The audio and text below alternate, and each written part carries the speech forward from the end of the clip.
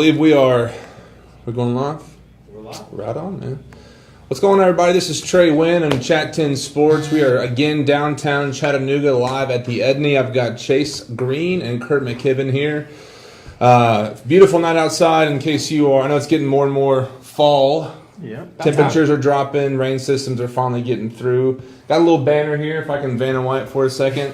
Getting a little up in the world, but welcome in, guys. I know we have quite the show. The weekend of the kicker. The Titans get whacked by the Bills Mafia. Yeah. Braves are going hot right now, which we actually have pulled up on the side here. And then finally the Predators are back in rolling. And Victor Arvidsson impersonates old Philly Scoresburg. Yeah. Had quite the goal there. But guys, again, yeah, thanks so much to the Edney for having us downtown. We're loving this place. It's really convenient for us. So thanks again for having us here. Chase, I'll pass it off to you, brother. Yeah, since we are broadcasting this live across Facebook, we want your opinions, we want your comments, and any questions you got. Type down below and give us what you want because we want this to be interactive and fun. Give us what you want. Also, if you are with us, please give us a share, like, follow, tell your friends about us that you think may be interested in the teams that we talk about each week. We really appreciate any kind of feedback. Yeah, anything. Yeah. Also, we do have our website, Chat 10 Sports is live, which all three of us have contributed some pretty interesting articles and pieces there. As of today, my main man Chase put out his second installation Thank you, guys. of the overly emotional reaction to the University of Tennessee Vols, but this week, of course, was the bye week edition. Yep. Give us a little highlight, if you would, sir. So this week was just kind of an insight, what we kind of wanted out of this week and what we didn't want. You know, we don't want to treat this week as some sort of just sad, emotional roller coaster, like we can't beat anybody that's good. The boo-hoo. Yeah, we don't want that. We do not. We need to treat this weekend with some good fun. You know, I want to hear all the super cliches. I want to hear Pruitt tell me that the boys never missed a workout. They were in the film room at 6 a.m. We want to hear all those cliches. Give them to us. Yeah. As long as it's not brick by brick. Hey, come on now. Just kidding. I'm right there with you guys. But what a crazy weekend in sports. I know a couple different things. The SEC competitors, LSU, Kentucky, and Auburn did fall. And actually, Oklahoma went down this weekend against Texas. Is Texas back?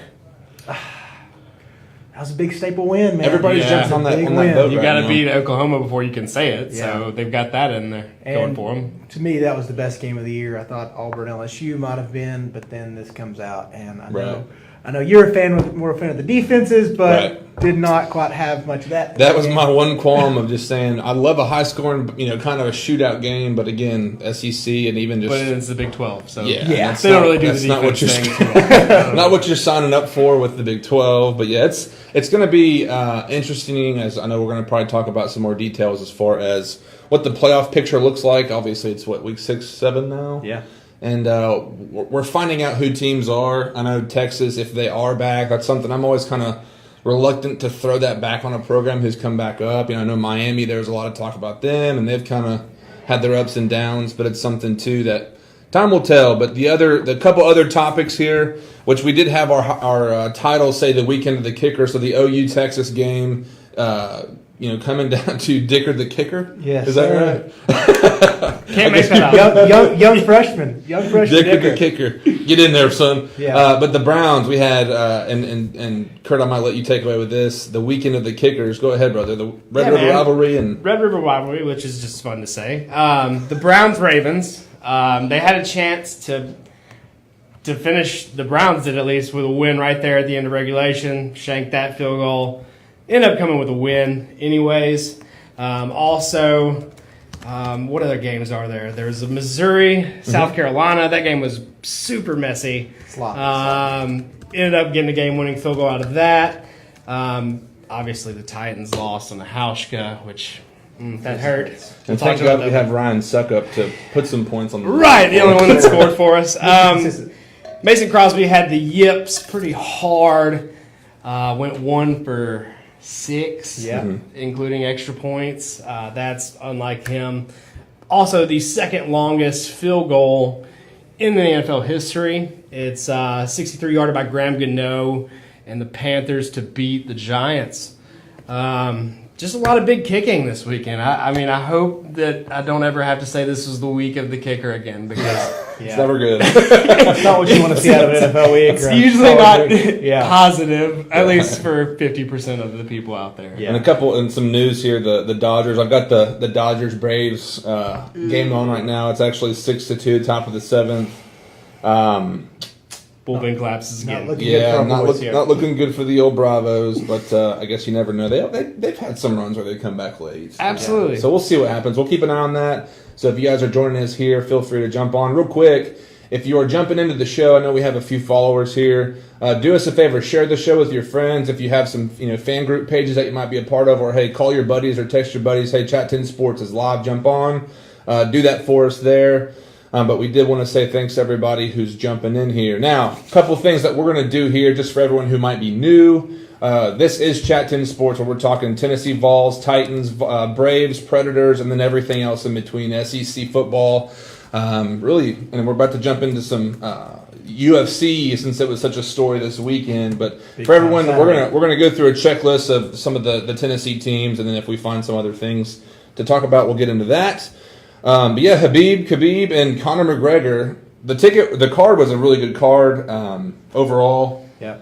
The post-fight fight, however, was something that kind of took over the scene. Yeah, it was. Yeah, you hate that because it was supposed to be the biggest fight in UFC history. Right. So you didn't really want to see that happen, but things like that take over For sure. But I mean, is it a big fight without Conor McGregor? I mean, he moves the needle so much. Yeah, It's like, can he retire? Does Dana White just keep paying him out of pocket just to come back? I don't know. Well, the thing was, coming back from boxing, I know he made, I don't know how many millions of dollars, but Yeah. I mean, just the actual purse from a fight in the UFC, you're not going to make anywhere. I mean, more than maybe a few $100,000. But then you got endorsements, sponsorships from Reebok, and I know he's one of their spokespersons, and anybody else that can really jump in and throw their name on a golden cow like him. Yeah. But yeah, like you said, I don't necessarily think that event would have been that big. I know John Jones is coming back. Yeah. I actually saw Ronda Rousey. I follow her on my Facebook timeline. She popped up, which I was like, oh man,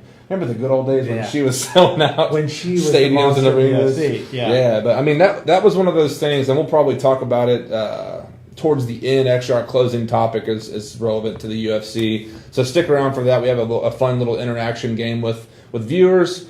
But back into some Tennessee sports here. Going to make a quick little hits for the Nashville Predators. The Preds are currently 2-0 after going to New York, beating the Rangers and beating the Islanders. And tomorrow night, if anyone's in Nash Vegas, Bridgestone will be open. Broadway will be packed. It's the home opener for the 2018. The 2018 season. Going to be hopping down. If you're in the southeastern region of the country, you have to go to a Preds game at some point in time. I mean, the game itself, the stadium's hype. They have a great interaction with how they kind of do their games. But then once the game's finished, you're walking into Broadway and there's honky tonks, food. I mean, it's everything we'd really want in a sporting post-game event. So doesn't feel like it's hockey. You're in Nashville. You wouldn't expect such a big gathering each week, but and it's funny because they come out, man. My brother and I, we grew up in Nashville and talked about how the NHL, based out of I think Upper New York or Canada in that area, just hates the fact that Nashville has a fan base that's. There's always the people who are committed to the original six, the Red Wings and other teams that are the original NHL teams. But it's one of those things that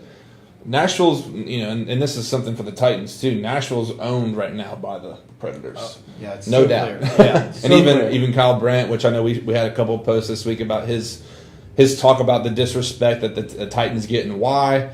But yeah, we're a team Nashville's a city that's run by the Predators right now. But keep an eye out for them. I know they're 2-0 right now. High expectations. Yep. For me, I don't know how much y'all look into it, but I know Pecorine the last couple seasons hasn't had a great stint in the playoffs. Some people would say he folded through the playoffs. Not quite the MVP caliber you expect. But. Yeah, exactly. I mean, he won the Vezina Trophy, and that's something great for him. But I'm in the camp, and this might be a few minority.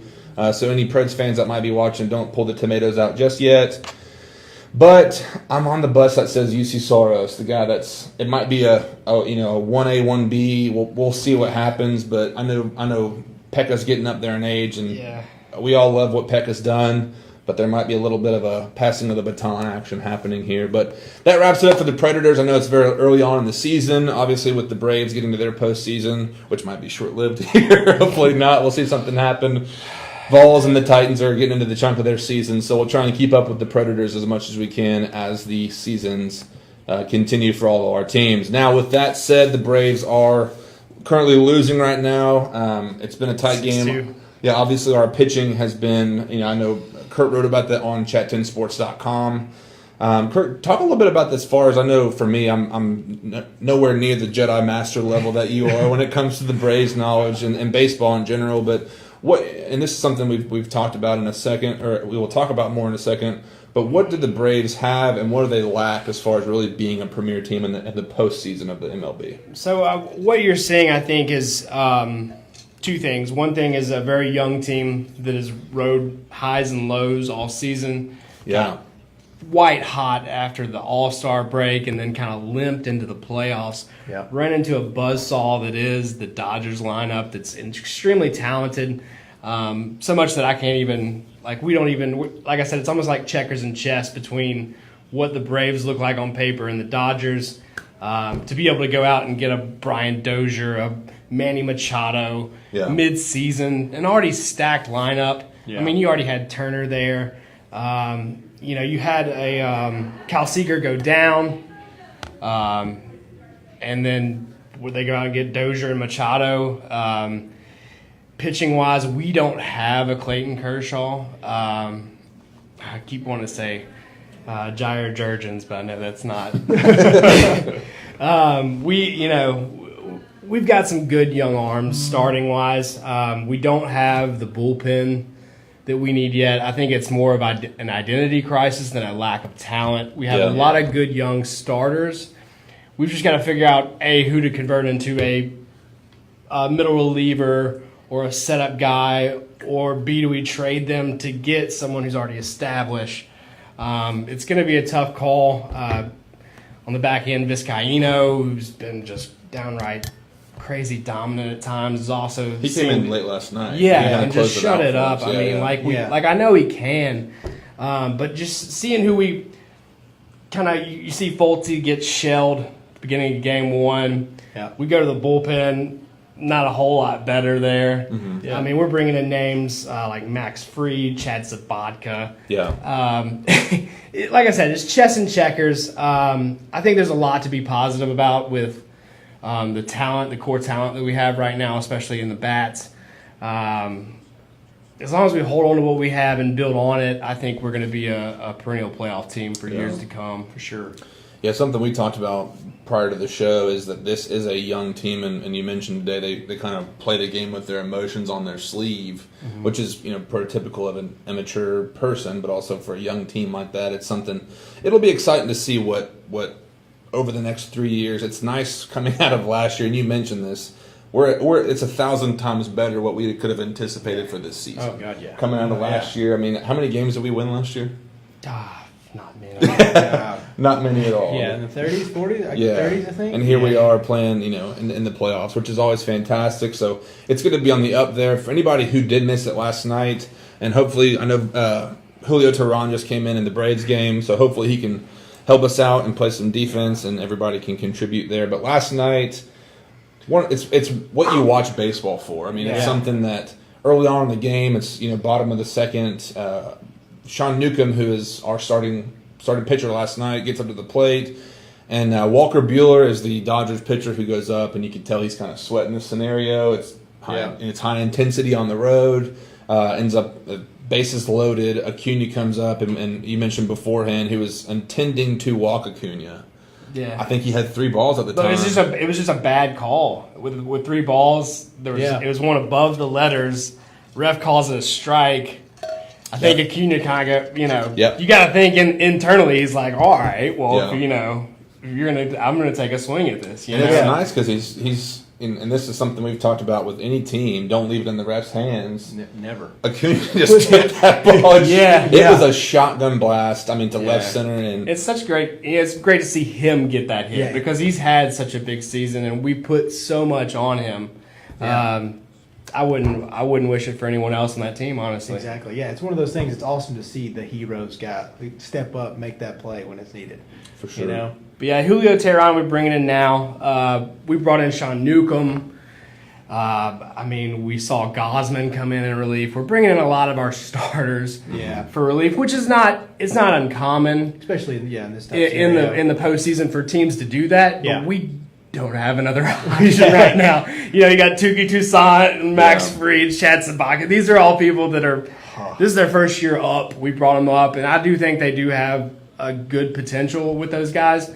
But like I said, it's an identity crisis. We have to pick who's going to be the guy that doesn't start, that is used to being a starter, that comes in off the bench and gets us 2-3 quality innings to maintain a lead or just keep us in a ball game that we're barely losing. We don't, we rely too much on the heat of our bats, I feel like, right now. We don't have that marquee name starter.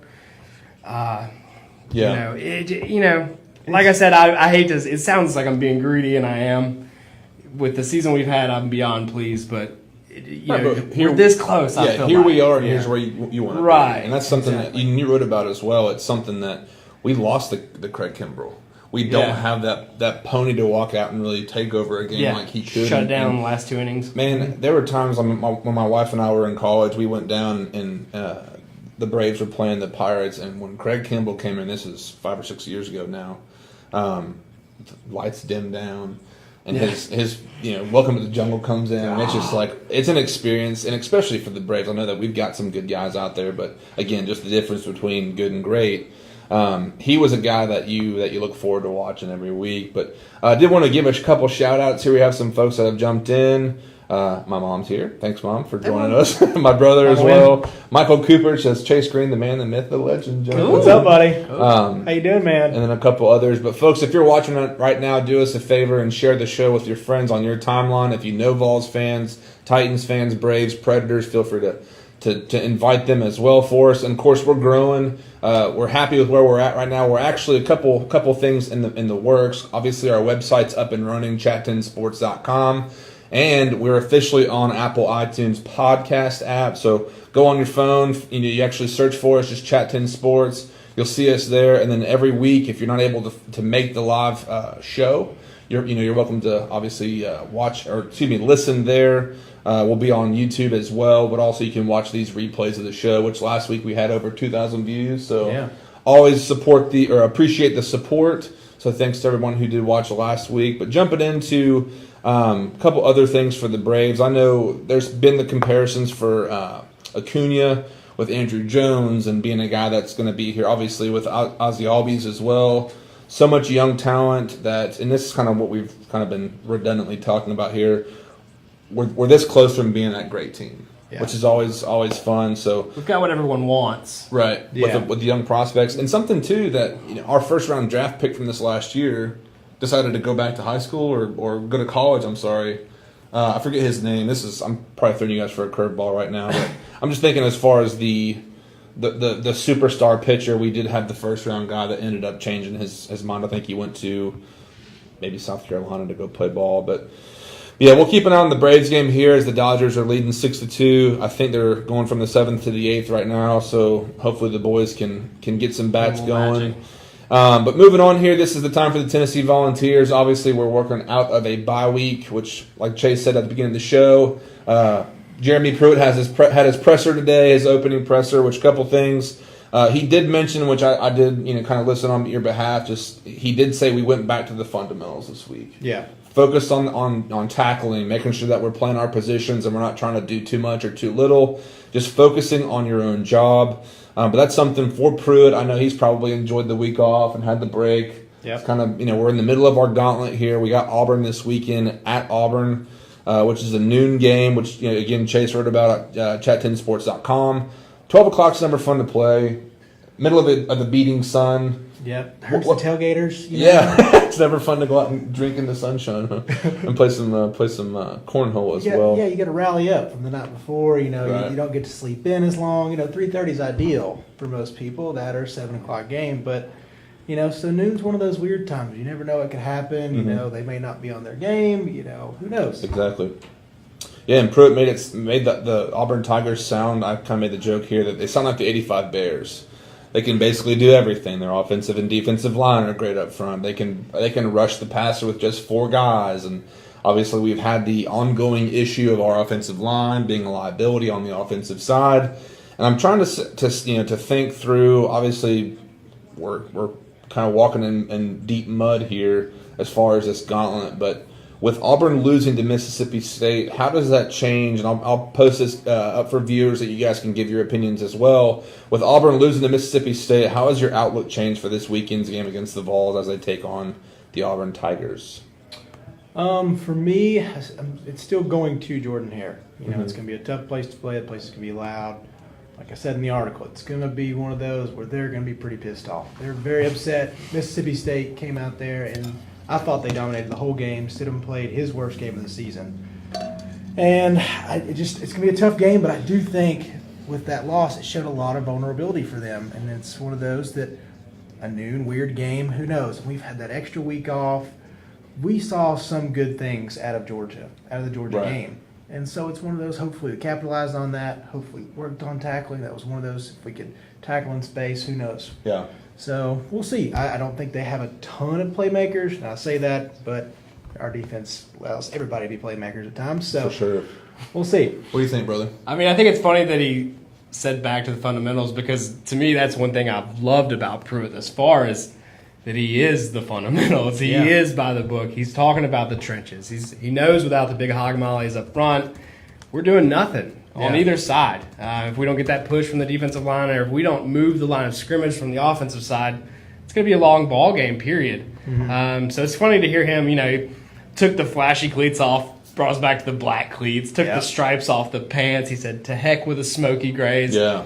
All about it. I'm very, very pro Pruitt at this point. Yeah. I just think it's funny that he says back to the fundamentals, because he's the most fundamental coach we've had maybe since Vollmer. Yeah. So it's good to have him, though, honestly. It is. Yeah, and Jared Hill jumps in with a comment, the 11 a.m. kickoff at local time may be in the Vols' favor. Like you said, the Sun, I mean, we've had the week off. They've had a weird loss. And it's funny because I was watching some highlights kind of prepping for tonight of the Auburn game. And Auburn, similarly to our fumble through the end zone against Florida, they had a guy that was running. I mean, it was probably a 40 or 50-yard run and fumbles the ball. Mississippi State recovers it in the end zone. So maybe God hates Auburn too. Hates Auburn, Maybe. I think I look for some fresh legs this week. I honestly do. Oh, yeah. I look for our line to get some momentum and sustain it for the first time all season. I think that they've been told their worth all week long. Yeah. And I think they have a chip on their shoulder as well. As you said, some vulnerability that we saw out of Auburn that we didn't know they had. Nick Fitzgerald and the State Bulldogs went up there and took care of business. I mean, they were overrated to begin the season. I don't think that's in question. I think the name Auburn has carried them this far. Yeah. And I think the name Auburn is why the spread started at 18 as well. Yeah. I haven't seen it this year. Yeah. I know Stidham's good. I mean, I'm not going to say that I see him play on Sundays a whole lot, but he's a great college quarterback. Right. They have what they need. I just haven't seen it this year from him. Yeah. And he missed, instead of, like you said, he has his times where he shows Just dominant. his talent. But then there are games like he had where he's 50% and he's slinging over receivers for 5 or 10 yards. I know it was a weird end-around play, and they tossed one out. I guess it was about a 60-yard bomb, but the guy was open by 45 yards, and he misses him by 7 or 8 yards over his head. It's like, man, you just can't come out like that and play and be this big-time player. And they missed every opportunity they had. So it was tough for them, I know, and that's one of those that you love to have those plays back. But hopefully our secondary can cover up stuff and play a little bit better and show some promise, because I know we have some young freshmen. So And it's a must-win for Auburn. Make no mistake. At this point, they were not expecting to lose to Mississippi State. Was it LSU? They got them? No. LSU and State.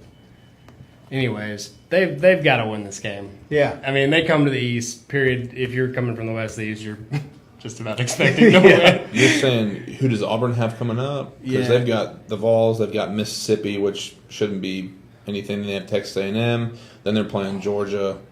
Good old Liberty U, and then Alabama. So I mean, it's crazy. We're 6 games left in the year already. And don't sleep on Ole Miss. I mean, have no defense, but they've got the best receiving core in the nation as well. Mm-hmm. And you know, I think if Tennessee's defense does what it did against Georgia and keeps us in this game, that we could come away with a victory. Yeah. My question, and this is kind of, I wanted to hit on this too, but Pruitt did mention today that Trevon Flowers did have a broken collarbone during last week's practice, so he is actually only a few weeks from what Pruitt has said that he'll be back.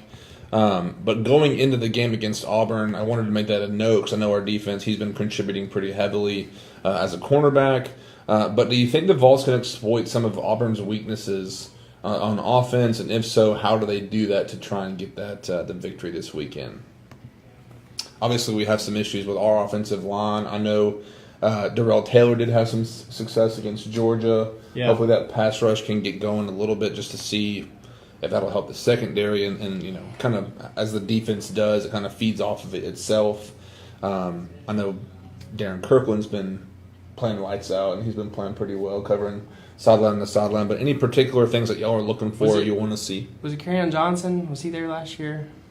Auburn, for the Lions? Yeah. I haven't seen the run game. I think if you make Stidham win the game, we have a good chance to you're win. better off. Yeah. I think just looking, and this is strictly off box scores, I haven't watched a full Auburn game this year, Right. full disclosure, but I haven't seen the run attack that they need, I feel like, to open it up for that downfield passing game that Stidham is so good at. I really think we shut down the run. We make a few plays, actually get the offensive line pushing people. I think we can shock the SEC this week, man. I don't. Yeah. I mean, I'm not going to say it's expected, Yeah. but it's more of a possibility than I thought week one. Right. That's for sure. Absolutely, especially after Georgia. Yeah. That's something last week, like we talked about on episode 6 now. But it's something for me. We've talked about Jarrett Garantano and the way that he's been utilized by Tyson Helton. I think this could be his week because we did see, if you did watch the Auburn-Mississippi State game, Nick Fitzgerald, their quarterback, had some great read option passes and some plays. But I think it's time for Jarrett Garantano to utilize that aspect of his game versus just trying to be the sit back in the pocket and throw it.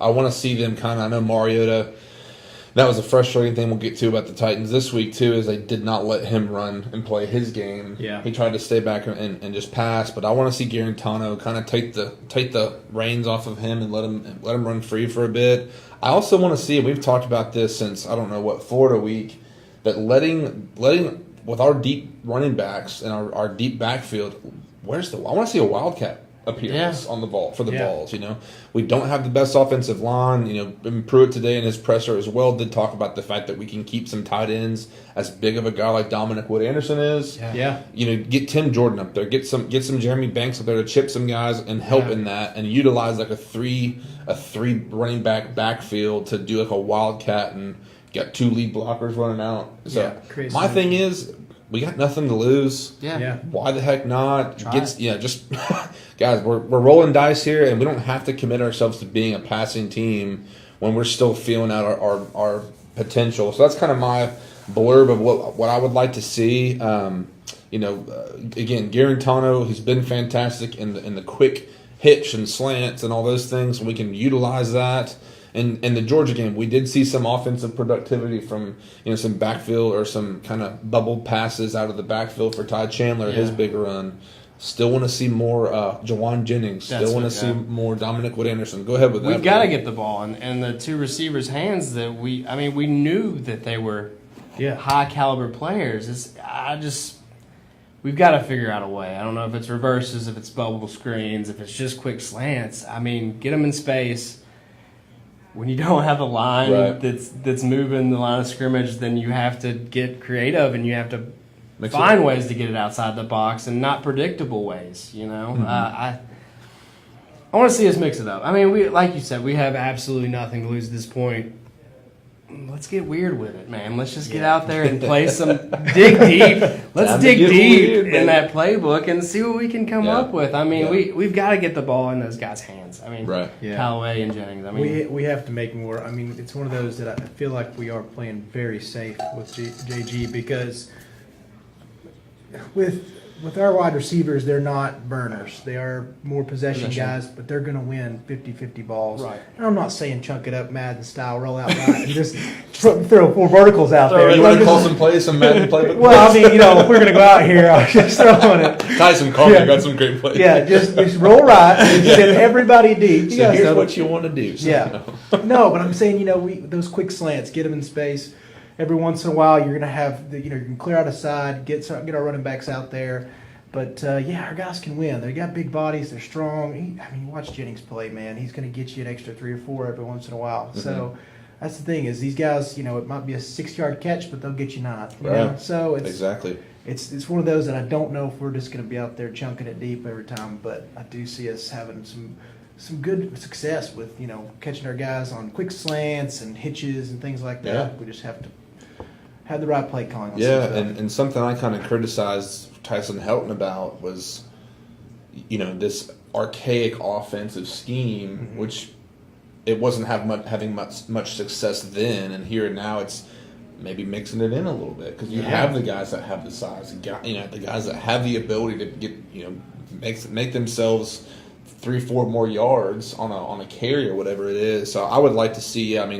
I want to see, and this is where it's been fun for the Titans. Unfortunately, not this last weekend, but you walk into a game against the Jags and the Eagles and the Texans.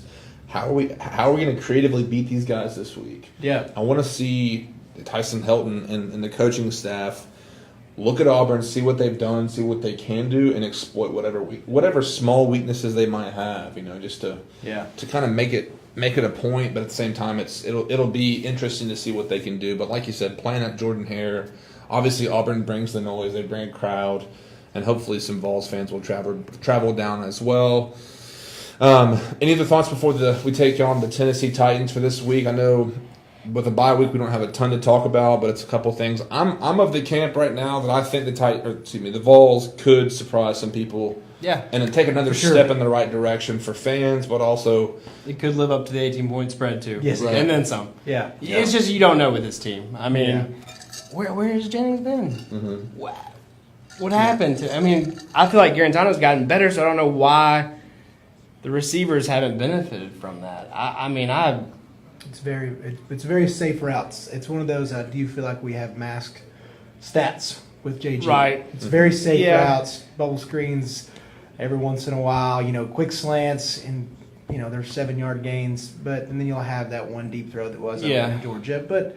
A lot of times JG has played it safe, and we wanted to reiterate we don't want turnovers. Right, so, and he's done that. He's made the right choice. Fantastic. His ball has had zip on it. Yeah. Last year, the 15-yard out last year terrified me. I didn't think he was ever going to get the ball there. It was just telegraphed, and now it's just it's on point. He has that confidence to take that 3-step drop and just throw it somewhere. Yeah. And that's what you're going to have with the offense we have. Something that stuck out with him for me this year is the fact that last year he might have been that guy that if the game goes south, he's hanging his head. Yeah. And his physical, body language and his demeanor was actually conveying like I quit. Yeah. And this year you've seen him, and they've made a point to kind of show it on camera.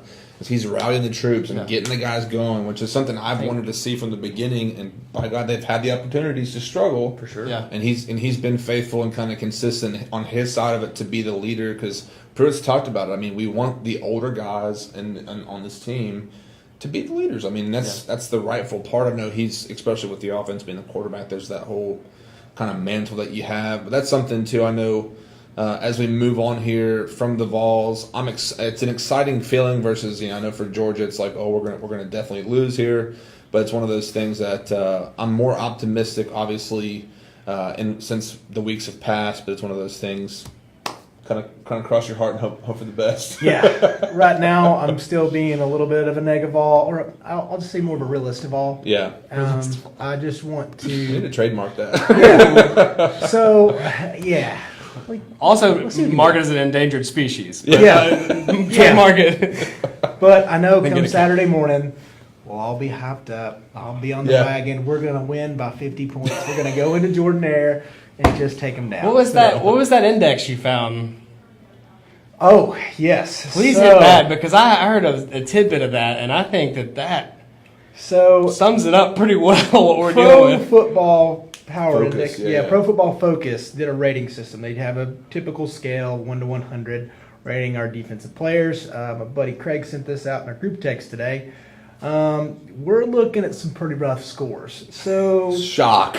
yeah, Shock of the year. So anything, it's kind of like, passing would be 70 or above. We've got a few guys passing. We've got a few guys. Yeah, but then we also have Darren Kirkland, who needs to get more in study hall here. It seems like he's got a 37.8, guys.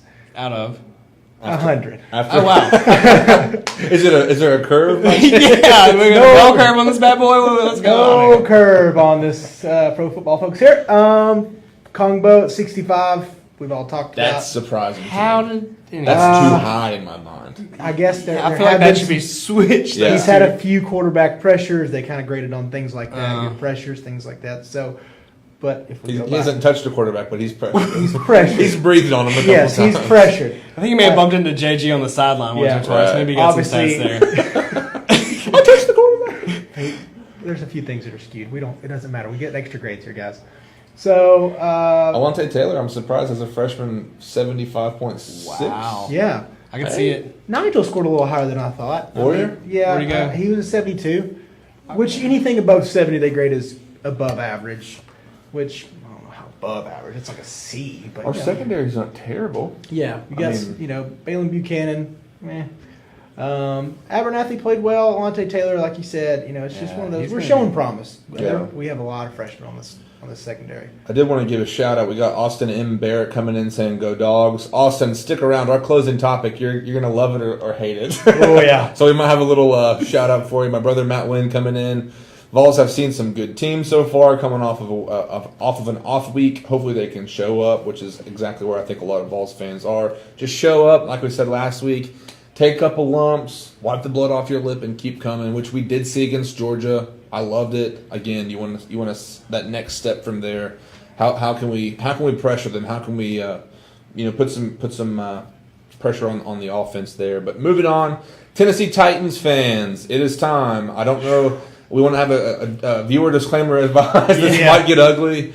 This might get a little bit frustrating at times since we all kind of lived it yesterday. Luckily, I was at home by myself and I was just folding my hands or living with my face in my hands. But it was this is the stereotypical trap game. And if you don't know what the trap game is, you're a better team. You go into a worse team's place and you lose. And it was a trap game alert. I mean, it was something that even Vrabel was questioned about prior to the as last week's practices were going on. They straight up asked him, how do you avoid that? How do you go in and have the same consistent, kind of fire under your belly or under your butt? Because they've been doing it. I mean, Texans week, Jags week, Philly week, there was an evident fire. I mean, and it was fun to watch. The coaching was doing their end of it. I mean, I had to check, my TV to make sure that the signal was coming through because I wasn't getting any pulse or anything. Nothing. No, it felt like the air got sucked out of that team. I don't know what it was, but I mean, you saw on the sidelines they looked like they were phoning it in early. Yeah. I don't know if that's a leadership on the part of the players or if the coaches. I'm not sure if they just went out too hard Saturday night. I don't know what it was, but they had some too many buffalo wings. Yeah, too many, man. Because it just looked like they weren't in it.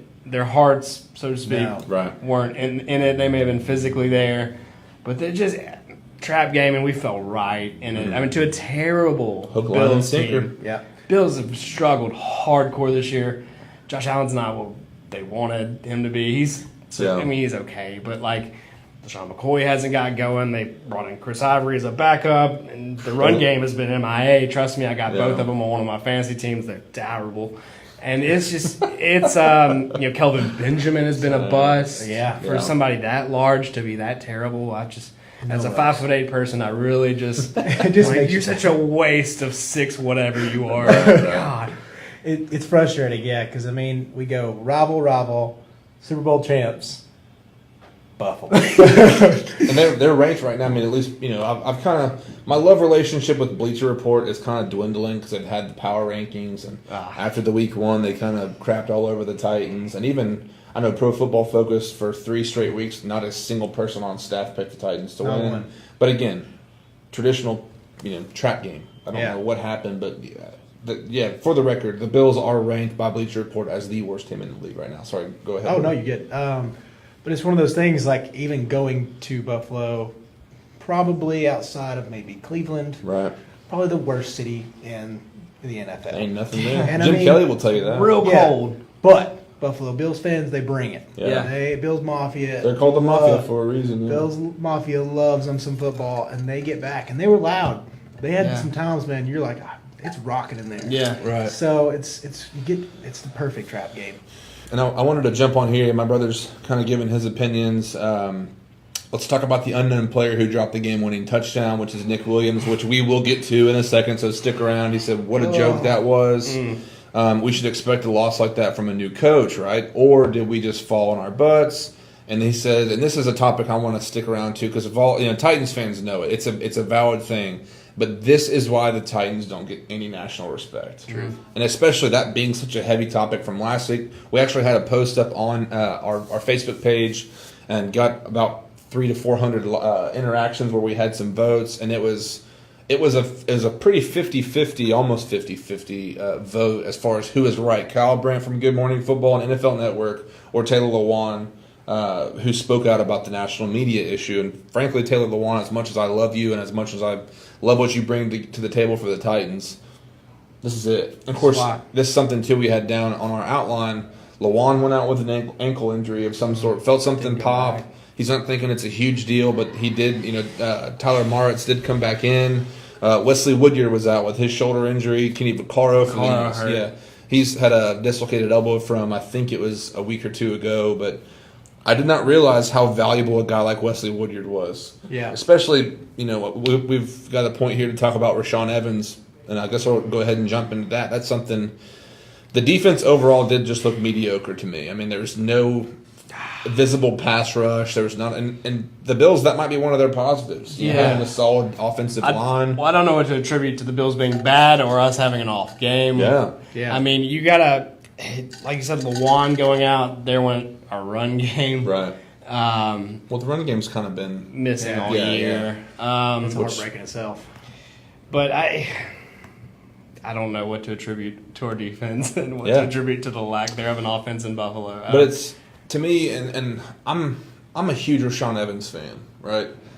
I love that we took him. I wanted him or Leighton Vander Esch, who's with the Cowboys now. I knew we had, especially with Avery Williamson leaving, the gaping hole in the middle of the defense. Because again, Woodyard plays great. He's getting up in age. He's always the leader, though. Yeah, and I mean he always makes those plays. It's like the old boy still got it. Yeah. If there's a for the boys, he's the old boy. Yeah.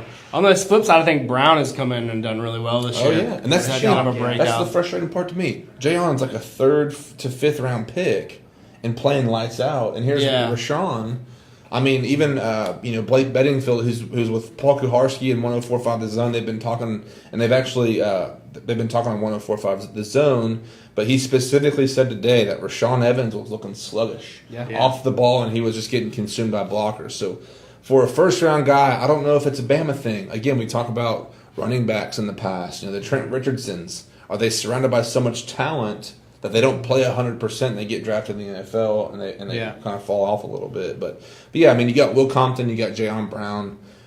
I'm more comfortable right now seeing them play. Yeah. 100, going 100 miles an hour than a Rashaan Evans who's just kind of. And I don't want to see Arakpo out there a whole lot. I mean, I'm no disrespect. He's a perennial Pro Bowler. Right. He's a great pro, but we need to start peppering in that young core there. Right. I mean, or else when he does decide to finally retire, we're going to be doing one of these numbers. Harold Landry, MIA. Didn't see much this of him. game, especially after It's the crazy part is seeing what we saw last week out of these guys. Like, our defense played great at times. Now, we missed some stuff in the secondary, but like you said, Harold Landry, where were you this week? Evans, you see him just get manhandled a couple times. They'd run right at him. Yeah. And the blockers were coming to him before he was coming downhill. It's just fundamental things. I don't know if it was just a mentality, if their heads weren't in it. I don't know if the pregame speech wasn't great, nor was the halftime. I don't know what it was, but that wasn't the same team I saw a week ago. But even the coaching, I mean, like we've talked about, we had great teams. We should have lost the Texans game. We should have lost the Jags game. and we should have lost the Philly game, but our coaching made the shift. But this week it just seemed like, let's see what we got in the back of this playbook here. We'll see if that works. There was not a real purpose like there has been in the weeks past. There wasn't a real like evident scheme of like, this is what we're doing and this is where we're going. Yeah. It's like, let's just kind of roll the dice and see what's happening here. Speaking of digging, we've talked about this for weeks now. Right. Do we need more receiving, or are we good with the cast as is? I mean, what do you guys think? What do you think, Chase? I think so. I think we have to find or trade. I mean, we've got picks. Mm-hmm. We can make a few little deals, and we know JR. Fantastic in that front office. So if we can find something out there for the right deal, yeah. And like we've talked about before, where's a Macklin? Where's the guys like that? Yeah. Do we even go out there and Dez, use our, But there's a reason I think Dez has not been picked up. Yeah, yet. I think he's lost a step. I think if they play like last week, the Taywan Taylors, the Tajay Sharps, those guys they're going to be fine. Yeah. But and even though Corey Davis had the best week of his life last week, I still don't think he's a wide receiver 1. I think he's a really good wide receiver 2. And that's just my personal opinion, and I hope more than anything that he proves me wrong every week for the rest of his career. Jonnu Smith's not getting in the action like we were hoping. Ghost. Yeah. 2 catches. 20, Yeah. like Luke 16 Stalker. yards? I mean, Yeah, come on. Luke Stalker has 6 catches for 56 yards. Jonnu. Yeah. No, I think I'm a believer that Corey Davis is our one. Yeah. Okay. I think. I hope you're right. I think the Phillies game was one of his best showings, obviously, with 9 catches, 160 yards, and a touchdown. But I mean, before I get into the free agency or trading or anything, there are more dropped balls, and believe me, Eric Decker. We don't want you, and we want you to get this crap out of here. Whatever you've left behind in that locker room, get it out. Because, I mean, there have been consistently through 5 weeks, there has been a significant drop in every single game. And this is something, too. Why, Mike Vrabel, if any chance that you might be watching this, or even Matt LaFleur, why are Darius Jennings and Nick Williams, even on the offensive side of the ball, doesn't make a lick of sense, especially, I mean, if that's the case, then absolutely go out and find somebody and do something to fix the issue, because these are guys that you brought in from preseason to contribute with the special teams. And Jennings has proved himself, I valuable think, in those roles. to be what Adoree Jackson wasn't in the return game. Right. I think he's done well there. Mm-hmm. But why is he trotting out at wide receiver? I mean, are we that thin? I'm thinking maybe the Bills didn't scheme for those guys, so let's throw them in there. But at the same time, I could have caught that ball that Mariota threw, that he threw wide open, and he was about 5 yards out, and it just fell right through his hands. Yep. Really frustrating, and obviously if we had gotten that would have forced the Bills to drive down and either to score versus just kicking a field goal. But even with Rashaan Evans, we talked about him. The one touchdown the Bills did have was a rushing touchdown by Josh Allen. Yeah. If a middle linebacker can't cover and contain a quarterback, and he's not a Michael Vick, so let's not talk about that. Yeah, he had a good 40 at the combine, but the fact of the matter is, Rashaan Evans, I'm of the camp right now. If Jayon Brown was out there, he would have put a heat-seeking missile on that guy and brought him down. Right, so. and what you saw, and watching the replay, the outside guy lost contain, which allowed him to slip out. And then it was just green Wide grass right up the hash marks there. I mean, a couple missed tackles, and man, we can't have that. That's fundamental. That's day one stuff. If you're outside contained, you don't let anyone pass you. I get Rashaan missed training camp. I understand that, but it's week 5. Yeah, going on week 6. You're the number one draft pick for our team. One of the stories that Buck Rising from 1025 in Nashville came out with was saying that Rashaan took to Twitter after the game, and of course there was a plethora of notifications and his mentions. But he did actually tweet out, he said, "Inside linebacker isn't even my primary position, but keep the negatives comments coming. I actually enjoyed them," which he did later delete. And Mike Vrabel did speak about today that he did talk to Rashaan about that. Obviously, young guy move, and frankly, I mean, you might see Lawan and Compton interact on social media, but if it's right after a game, at least give yourself to take a smoke break and just chill and relax. Don't walk into the locker room on the flight home and start going through your mentions. But you saw that with Odell Beckham. That was the big story today was he went down to Atlanta for an interview about tattoos, but ended up trashing Eli Manning. Yeah. And so he had to, before the game, apologize to the locker room. And you got what Herm Edwards is always, don't press send. But at the end of the day, man, I just wish some of these cats would put the phone up till the season's over. I mean, being in the spotlight, you're gonna have those people come at you like that, and what does that say about you? Like, for instance, like Kevin Durant, that you lower yourself to respond to those people. Yeah. I mean, you're a professional athlete, you're a millionaire, that aside, but like, what are you doing? Right. You're out there coming back at random people like you and I on Twitter. I mean, it's one of those things. Like, I get you. With social media, you have to build a brand. These guys make a ton of money off advertising. But like you said, people like Kevin Durant, I know it's got to be tough. These guys just calling you whatever name, talking about family, but you have to be above that. And it's like, well, I have to respond back. You don't. Yeah. You're better than them. Just be better than them. Yeah. Don't respond back. There's Absolutely. no reason to do that. So That's a good life lesson. I know a lot of people have probably been in some spats, especially nowadays with politics, and as high as some tensions have gotten, sometimes it's just best to turn off your phone. Yeah. I know. I mean, I've got 2 kids now. Being married, you'll be married soon, and the old bachelor over here is going to live the dream. I'm going to hang on to it as long as I can. Yeah. No, but the thing is, I mean, the older I've gotten, and you got to realize social media It doesn't go away. It's a danger. It's And- a record. I Yeah. mean, you see how many of those Oh, pictures that they dug up, like high school tweets that were, whether it be racist or homophobic, they brought up things They'll from when they find were it. a teenager. 16 years old. We're It's- suspending kids for 16-year-old tweets. I mean, I'm so glad that I didn't have one at Yeah. that age. Oh, The God, things yeah. that I would have Just say the said Lord. and regretted. I can only imagine. Yeah, buddy. But it is something we're wrapping up with the Titans right now. We're actually getting close to our ending time. Braves are still, Culberson just had a nice, I think it was a single.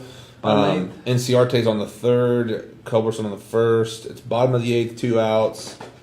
See if we can get some things rolling here. Yeah, man. All right, folks, this is our closing topic segment. This is our first week to do what we're about to do here. But if you are watching right now, phones, tablets, laptops, wherever it is, get your fingers ready, because this is going to be a fun, interactive thing for us to do. This segment we're going to call Agree or Disagree, where we're going to put out some hot takes, and all you got to do is play the game with us.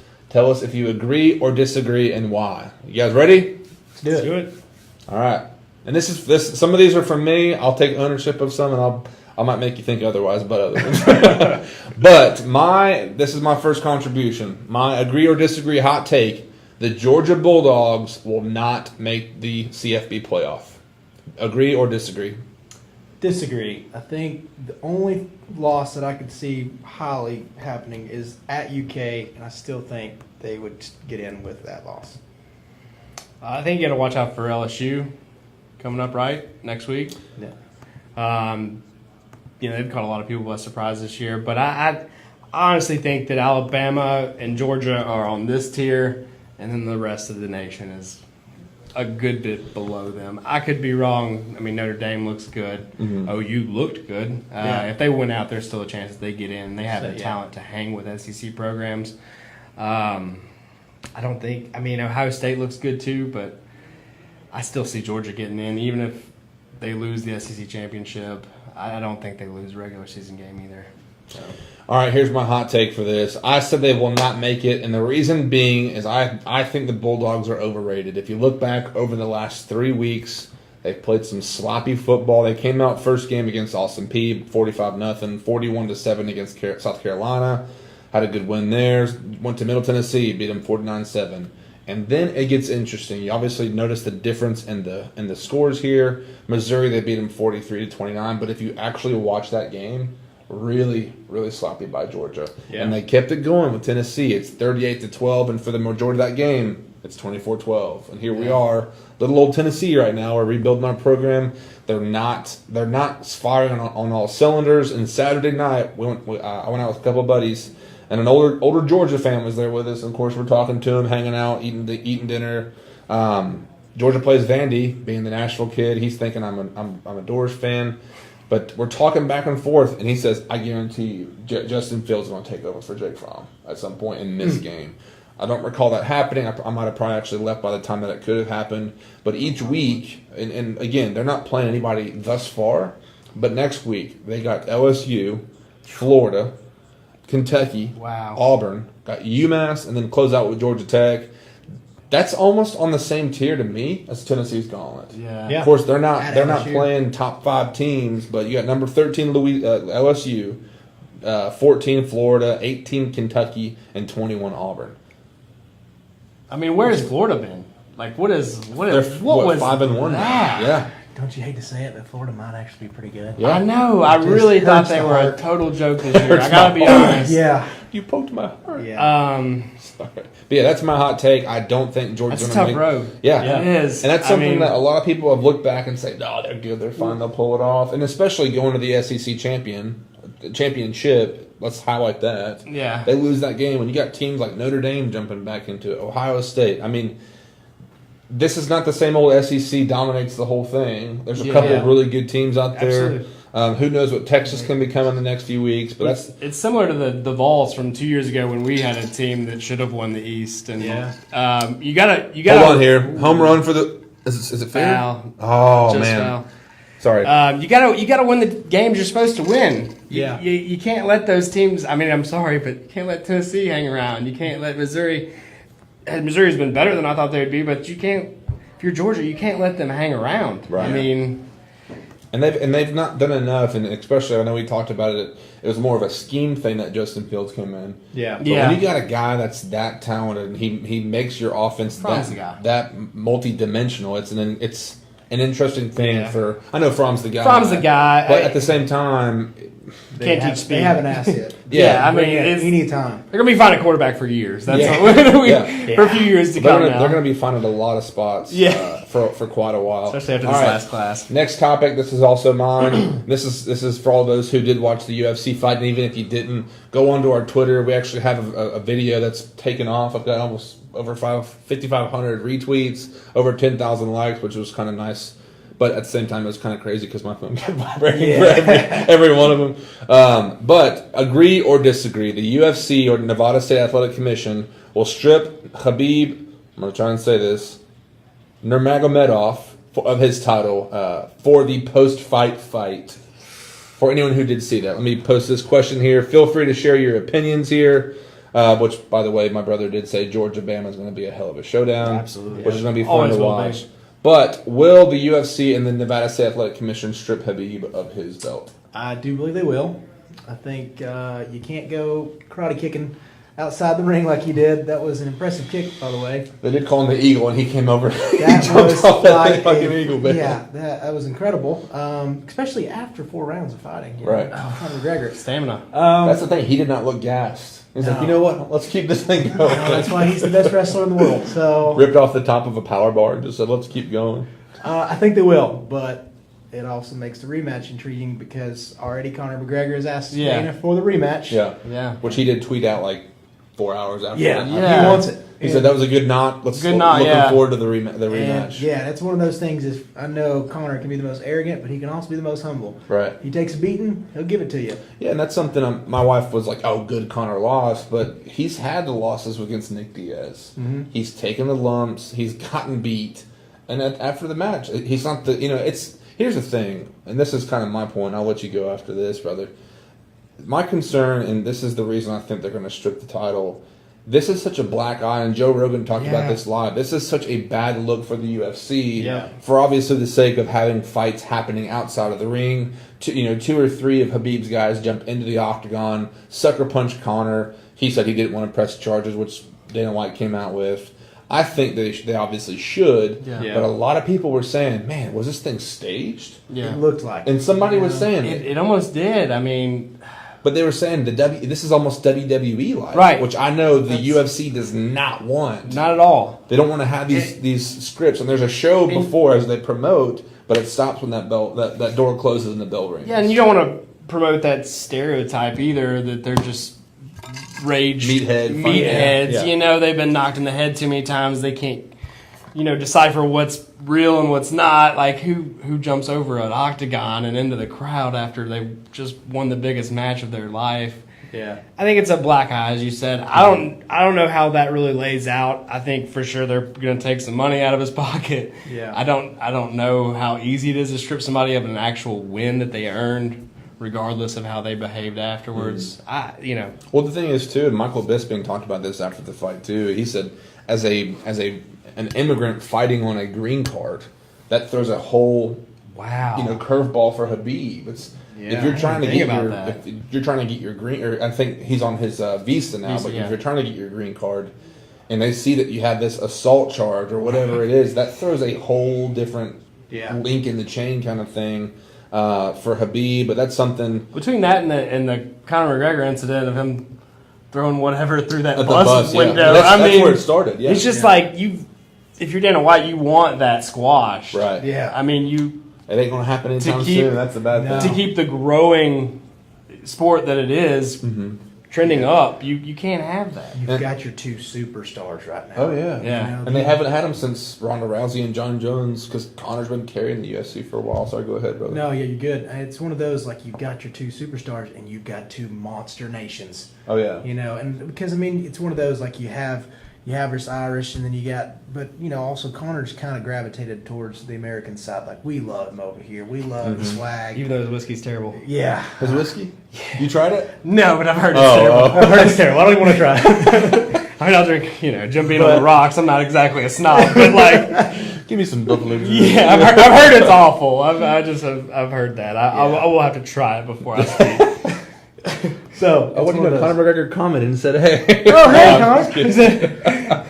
But the name even is, anyways. Yeah. But next one, agree or disagree? Yeah, go ahead. The Philadelphia Eagles will not make the playoffs. The defending Super Bowl champs. Again, I'll take ownership of that one. Yeah, I didn't say that. That's my hot take. What do you think, Jason? I'm going to disagree.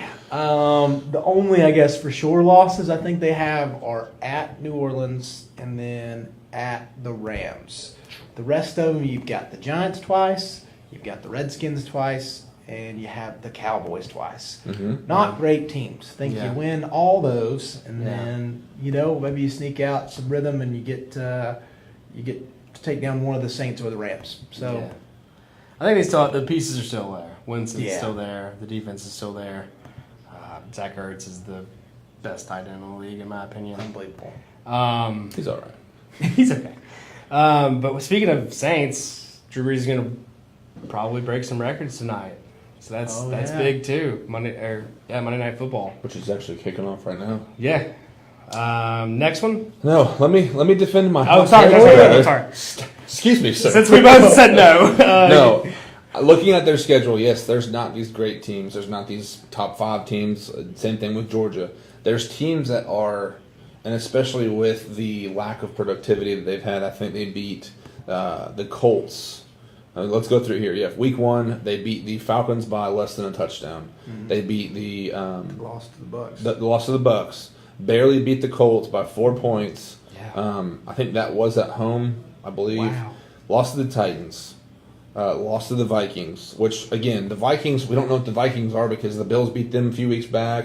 Obviously, they have been a preseason favorite, and even since then, they've kind of inched their way down the power rankings over the last few weeks. Yeah. But here's their next Giants. Saquon always throws a curveball for everybody. I know, don't people can all of a sudden take that turn. Yeah, you can't sleep on them.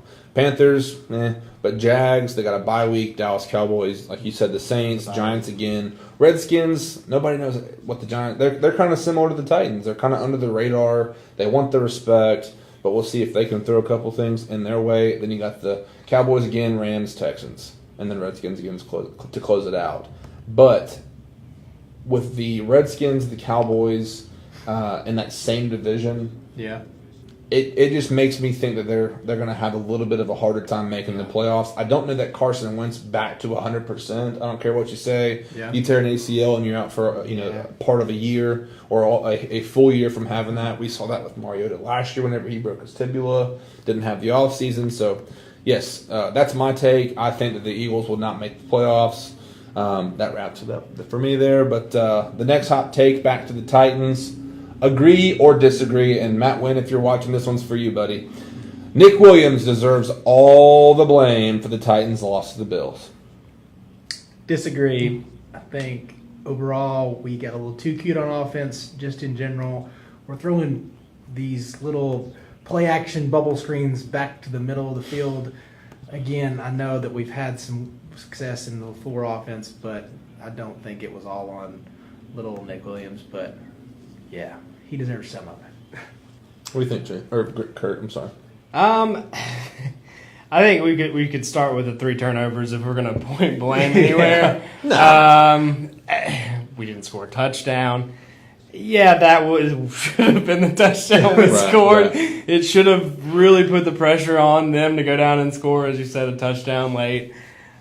We didn't. All the blame, no.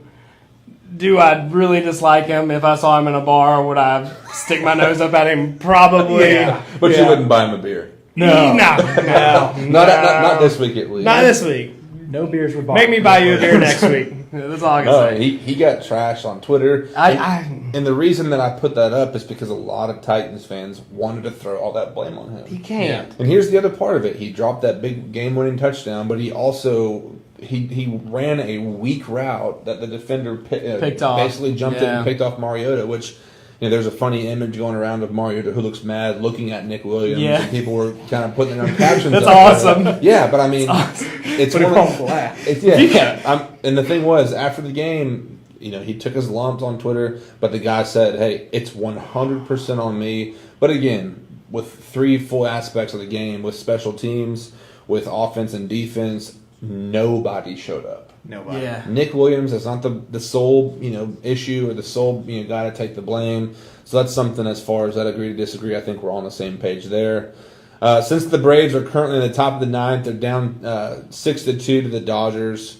Let's see who's in. Is it Minter pitching right now? Yeah, Minter's pitching. Got 2 outs. But obviously, good Lord, he almost had a homer. I think it went foul.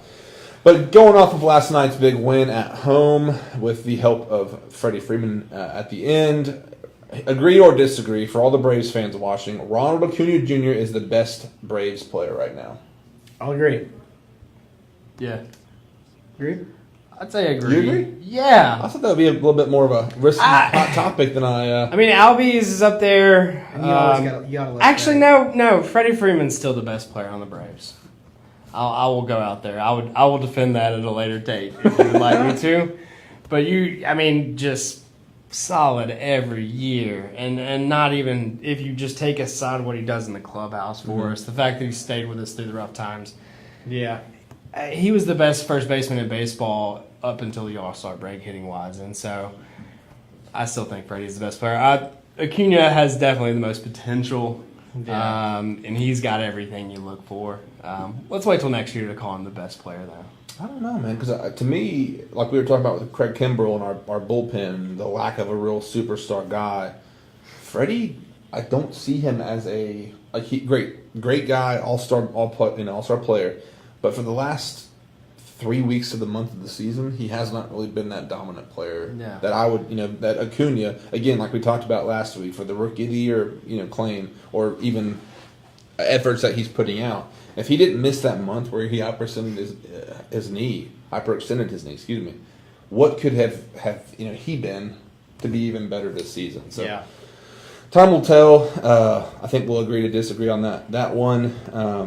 One last one for the Titans fans, then we'll jump off here, and then we'll all go watch some Monday Night Football. But Titans fans, it's been a big debate, and there's obviously been some words thrown around about Mariota for one.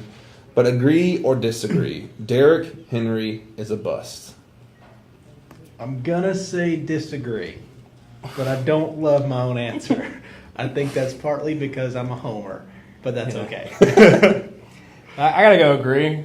I think you bring in, tell me if I'm wrong, he won a Heisman, did not? Yes. Yes. You gotta kind of expect a little bit more out of him. Yeah. I feel like at the end of the day, he's still. I know he's a freak. He's so strong, but he runs straight up, and it terrifies me. Fumbles, his health.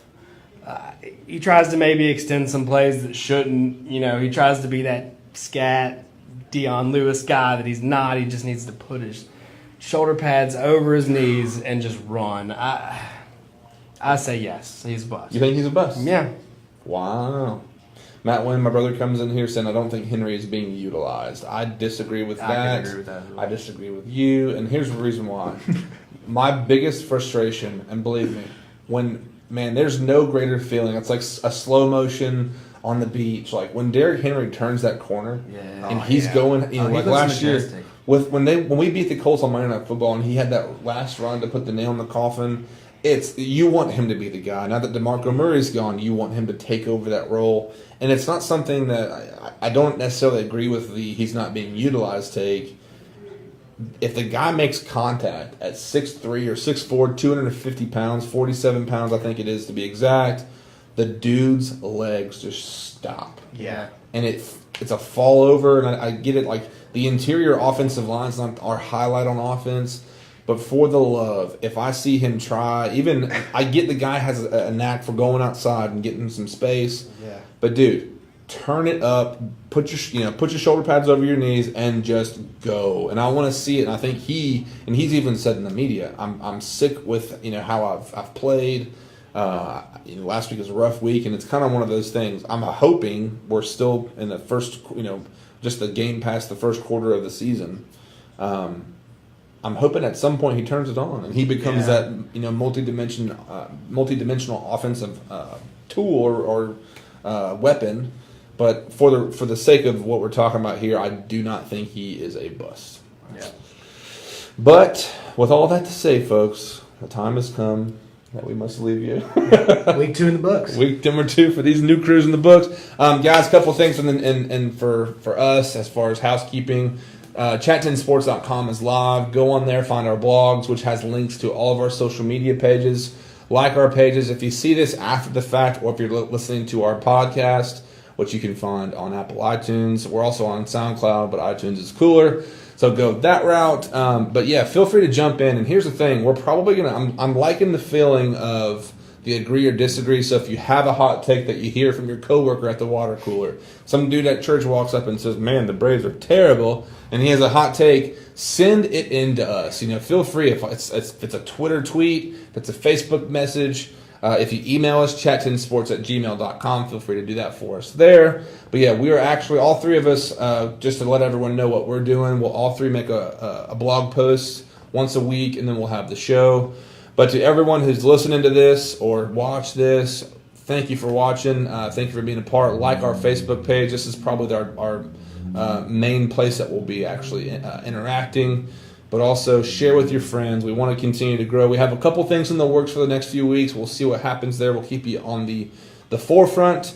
But guys, good week. Absolutely. Hopefully the Braves are at the bottom of the ninth. Ozzy Albies is stepping up to the plate here with one out.